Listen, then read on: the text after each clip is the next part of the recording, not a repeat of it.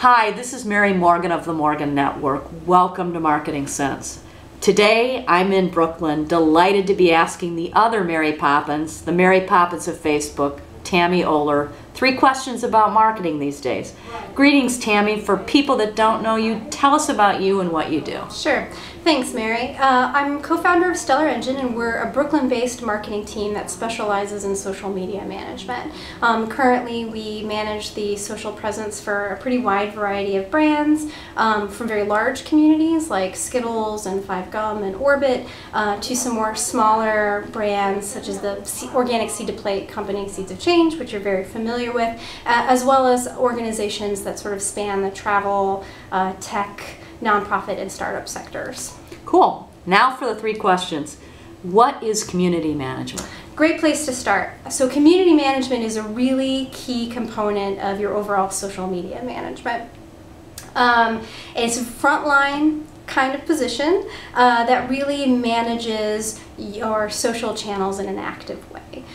So community management, whether it be a person or whether it be a team, is really the voice of the brand or the company to the community, as well as the voice of the community to the brand or the company. So there's a bit of a dynamic relationship there. You're advocating for the brand in social channels. You're also advocating for the users or customers who are coming to that social channel to interact with the brand or organization. And good community management involves listening, really active listening to the community, content creation, dynamic content creation, publication, moderation, monitoring, all the basics that are required to maintain a channel so that it is a welcoming and dynamic and really nice experience for people. Can also include customer service or customer care, reporting and analysis, and then maintaining a good feedback loop so that you're working with if you're working with a digital team or if you're working with a social media management or manager,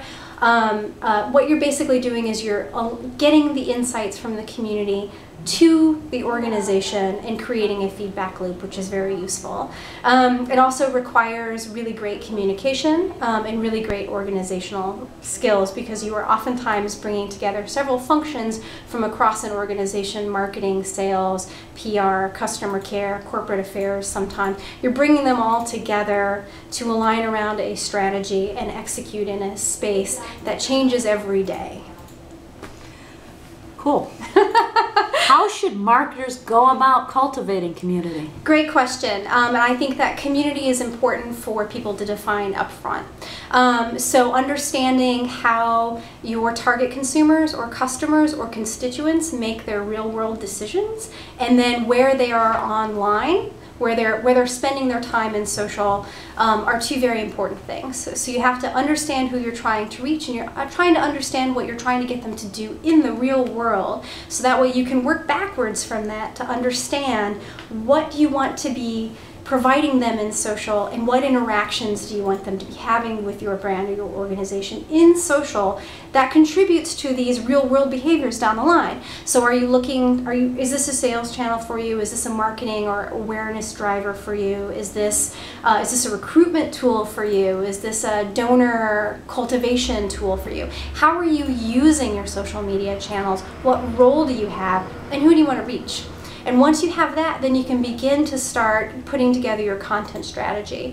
So what content will you produce to try to get people to complete behaviors in social that then contribute to your goals in the real world, knowing that people are in social spaces to be social. So one of the most important things around cultivating community is being appreciative of the fact that you are trying to interact as a company or organization with people where they are also interacting with their friends or their colleagues or their family. So you do not want to be intrusive. You want to add value to people's lives. You want to create more awesome for them, and that takes a lot of different forms for a lot of different brands and companies and organizations. And figuring out what that awesome is creates the community around your brand or your company. Last question. Can you share some examples? Sure. I think that one of the joys of working in social media is that you get to spend a lot of time watching what other people do in social media. And so I think that we're inspired by a lot of different brands and companies and organizations all the time. I think one of the really exciting things and really daunting things about this space is that it requires constant innovation. Innovation on a small level, on a copywriting level, or on a visual content creation level requires innovation all the time. It also requires good strategy. So I think that some examples of strong work in social that we look to, like for instance, recently Oreo did the Daily Twist campaign, which was really exciting. In part, we are inspired by that because we understand what it took to get that done, to create 100 pieces of unique visual content tied to sort of a daily relevant theme or topic. That's a huge undertaking. So we appreciate that as people who are practitioners in this space. I think there are also other big examples.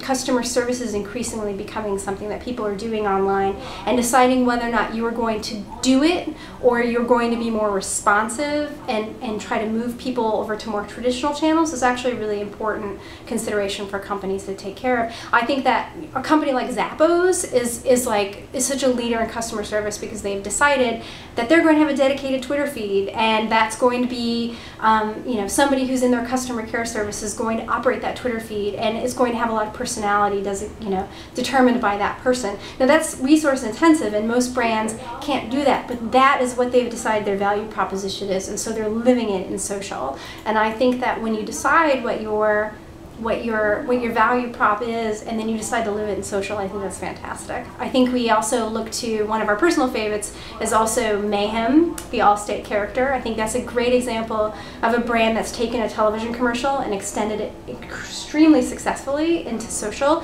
And it's an insurance company, and it's about fear, but they've made it entertaining, and now millions of people want to receive that content in their Facebook newsfeed every day. I mean, have we ever lived at a time when people wanted to hear from an insurance company every day? It's never happened before. So I think those are some of the things that obviously we see examples every day. We also see examples of people not doing so well every day, and I think that as people in social, we need to actually not pile on so much when we see somebody who's made a misstep here or there, because honestly we're all learning and the platforms are evolving every day. And so I think that focusing on what's inspiring and what best practices are is really important for us as practitioners.